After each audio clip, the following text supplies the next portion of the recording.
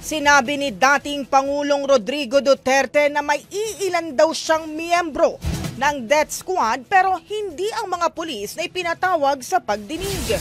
Sila raw ay binubuo ng 7 mga gangster na inutusan niya na pumatay dahil kung hindi, sila raw ang mayayari. Batid daw ng mga taga Davao na pag may nagkamali o nasangkot sa heinous crime, mayroon silang kalalagyan.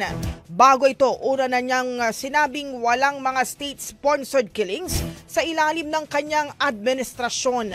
Anya wala naman daw opisyal na utos para magpapatay at di niya raw ito gagawin lalo na't abogado siya. Pinabulaanan din niya ang pagkakaroon ng umuray Davao Death Squad o DDS. Sa kabila nito, kung tutuusin daw, ang lahat ng mga naging PNP chief ay maituturing daw na death squad dahil sila raw ang nagpopulis sa kani-kanilang mga areas of responsibility.